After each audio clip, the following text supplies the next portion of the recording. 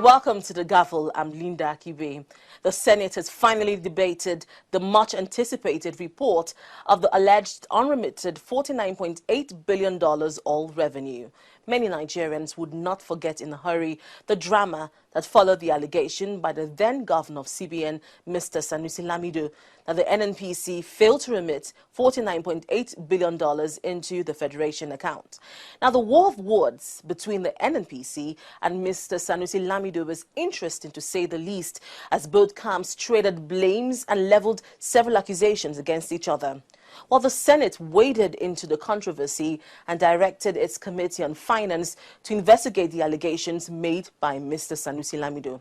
The committee organized several public hearings and later came out with its report, which has since been in the public sphere for some time now. Now, federal lawmakers during the week debated the details of the report. Watch.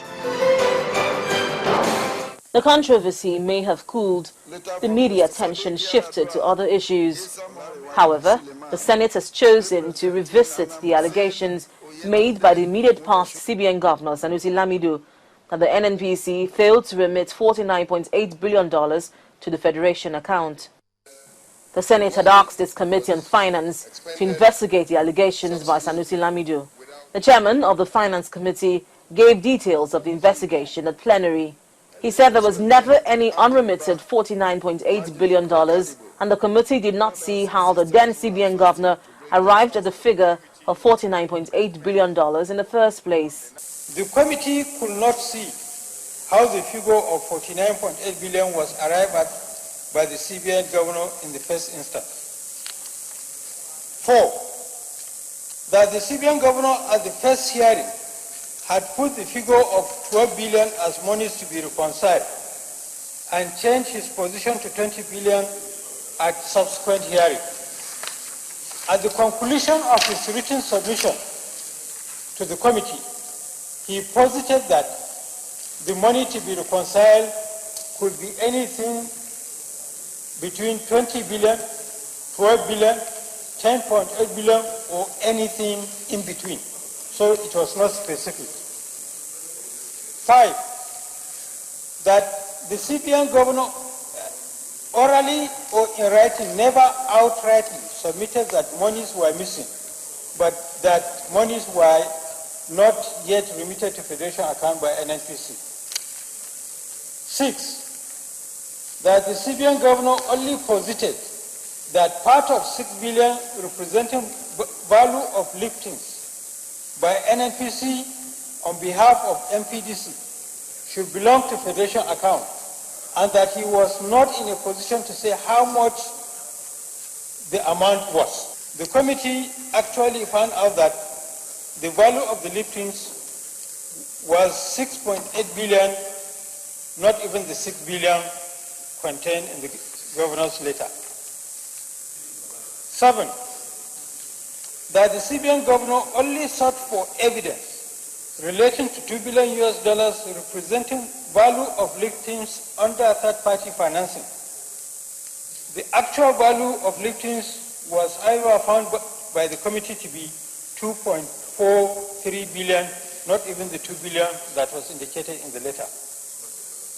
8, that there was poor record and nonchalant work attitude by the NNPC by not rendering returns of subsidy claims on monthly basis from January 2012 to date, which contributed largely to the creation of the problem in hand.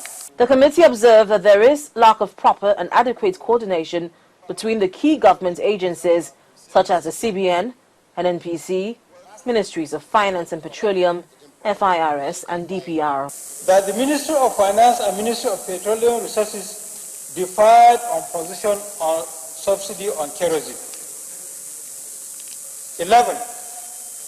That the coordinating minister for the economy and minister for finance testified that she had not authorized any payment or expenditure of subsidy on kerosene, and that there was no budgetary provision, while the minister of petroleum resources agreed that there was no budgetary provision for subsidy on DPK, but noted that the ministry continues to make payment for kerosene subsidy in the overall interest of the masses.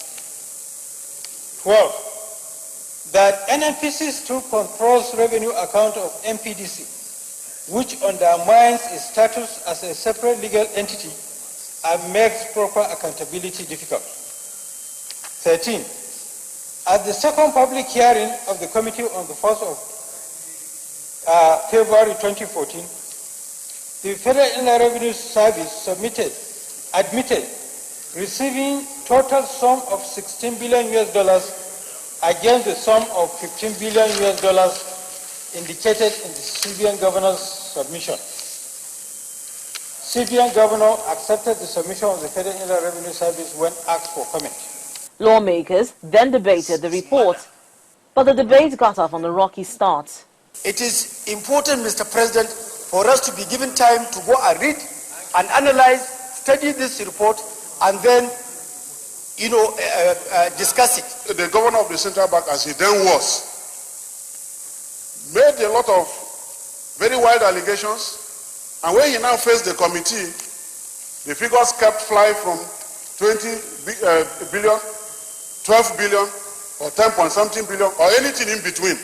In more organized systems, somebody will have taken a poison pill.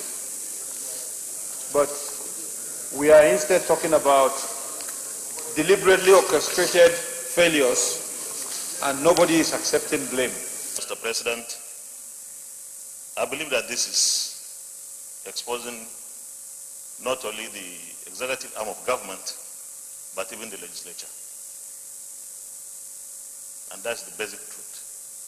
For all this time that the legislature went into sleep and public servants helped themselves, they became laws unto themselves to be spending the government's funds without appropriation, tells a lot about us.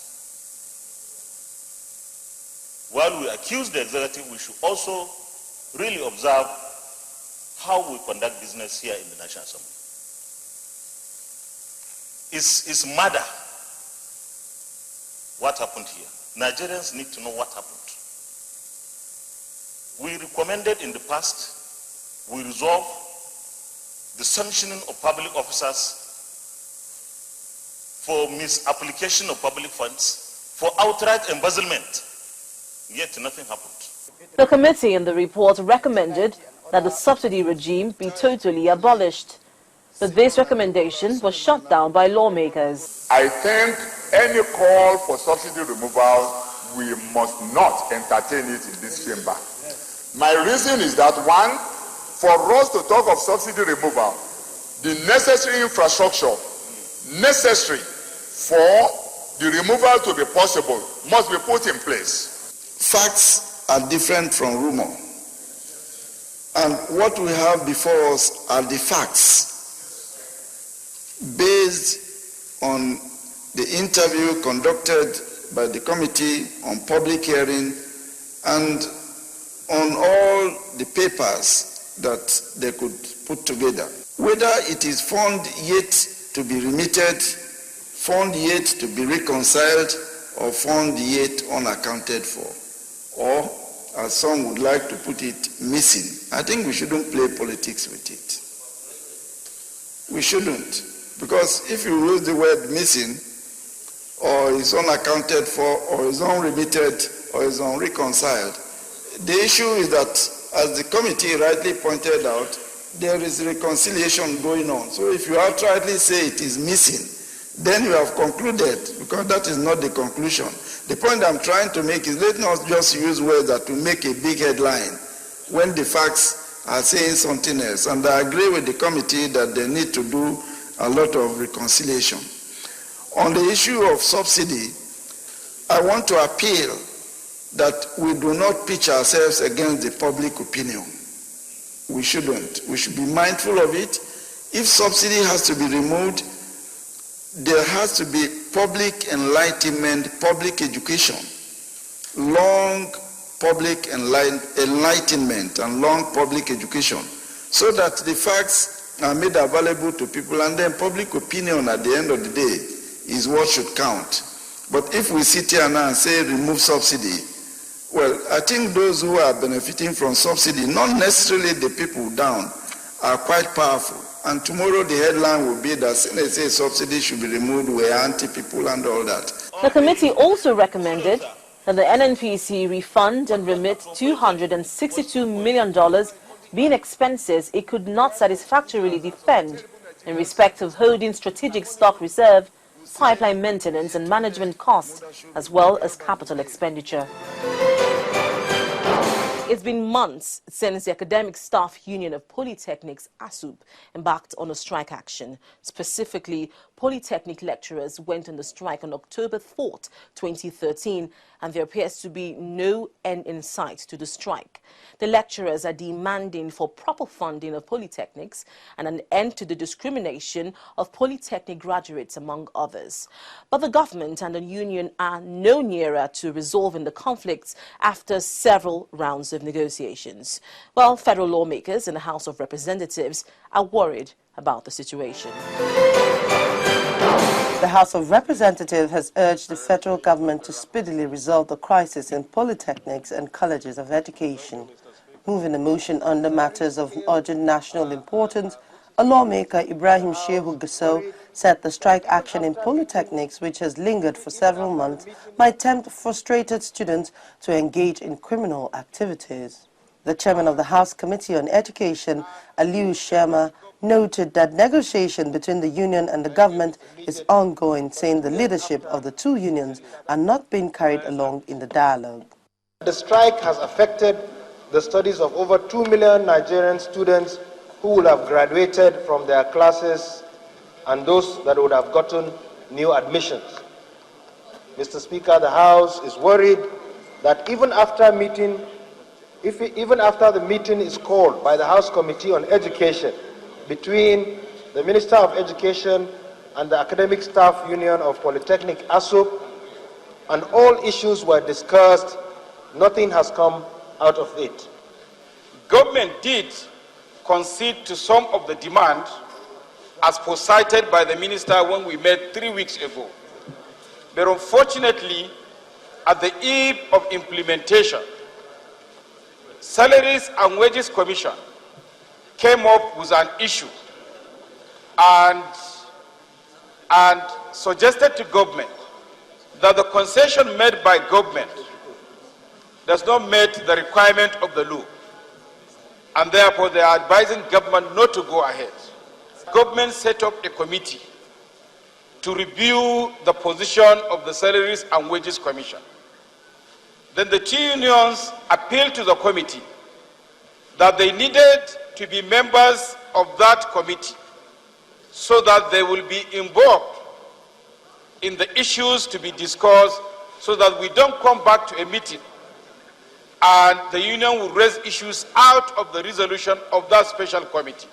Another motion affecting education in Nigeria was also raised under the matters of urgent national importance by a member representative, Pali Iriase, who told his colleagues that there has been discontentment in the University of Abuja over the appointment of the new vice-chancellor for the university.